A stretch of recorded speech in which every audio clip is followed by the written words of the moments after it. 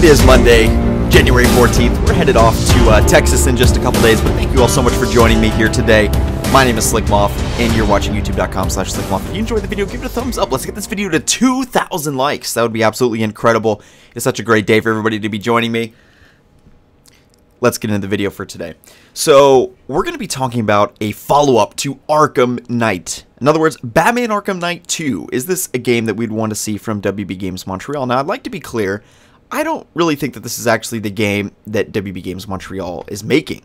However, a lot of people have said that it's the game that they want them to make, and I noticed when I gave a poll, the options that I gave were Batman Beyond 2, and the other option, of course, Batman Arkham Origins 2. Batman Beyond, excuse me, and Batman Arkham Origins 2. And Batman Beyond won 2-1 over Arkham Origins 2, or a follow-up to Batman Arkham Origins, and I disagreed with that, and I'll explain that a little bit later, but today we're talking about Batman Arkham Knight, and whether or not we would like to see a sequel or a follow-up to the game. And I got a comment in my, poll, and somebody commented and said, you can't do a follow-up to Arkham Knight. It would ruin Arkham Knight's ending. And this is a little frustrating for a couple of reasons. First of all, it's assuming that Arkham Knight has an ending that is so good that it can be soiled. And the problem is the ending to Arkham Knight is not that good.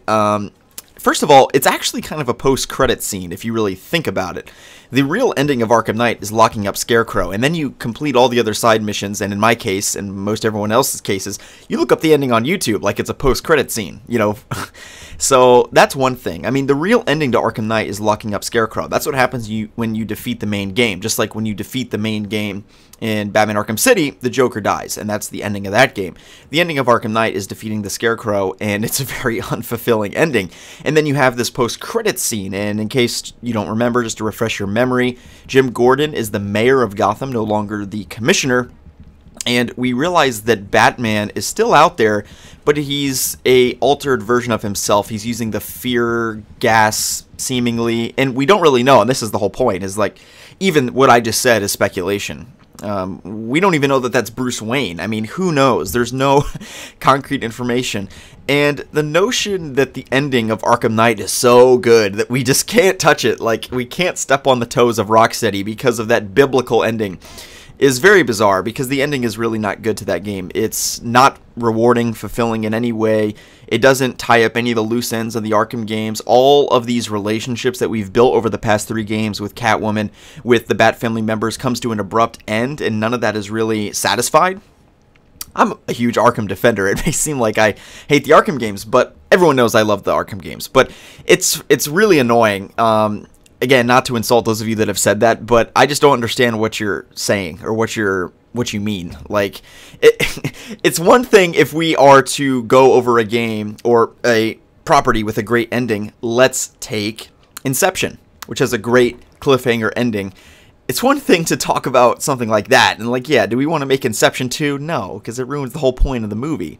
But the notion that the Arkham Knight ending is so, like, biblical that we just can't even touch it, I just don't get. But anyway, what would you actually do? What could you contribute? I think that would really be the question, is like, if you're a studio, what could you follow up Arkham Knight with? Now, consider something like Inception, and if you told me, oh, I want to make an Inception 2, I would say no, because you're stepping on the toes. That's the whole point of the movie.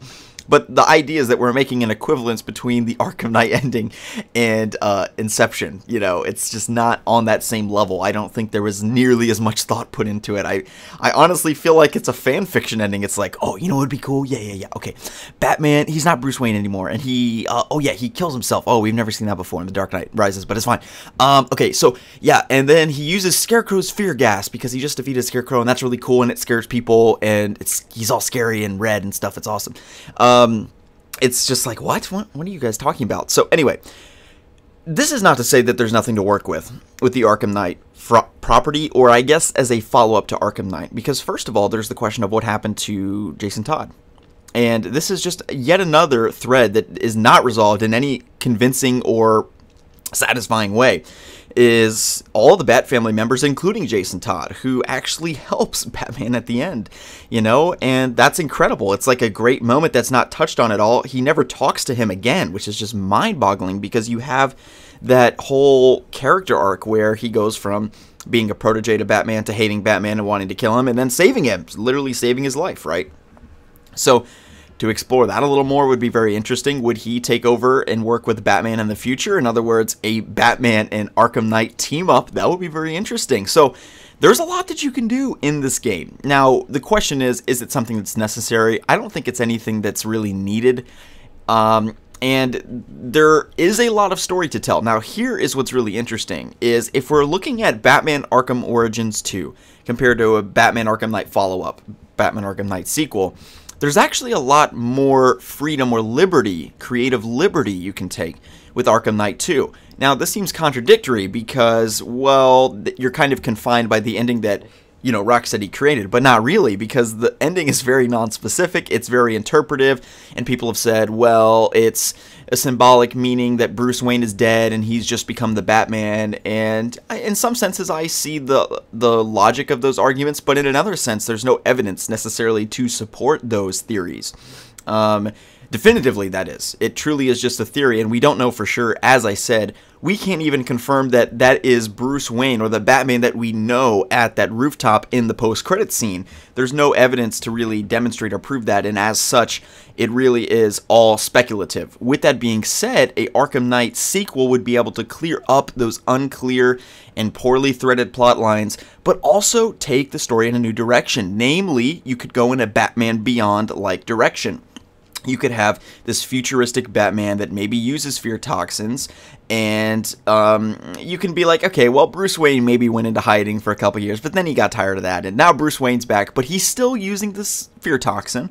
He's still a Batman Beyond-like character, and even better, he's working with Nightwing, he's working with Tim Drake, and he's also working with Barbara Gordon as Oracle still, and most interestingly, in my opinion, he is working with the Arkham Knight, and you're challenging or working with, or challenging against maybe Harley Quinn and the Joker's child. It was teased in Arkham City. Of course, it was then redacted, I guess, that they weren't having a child, but you could maybe create that development as well.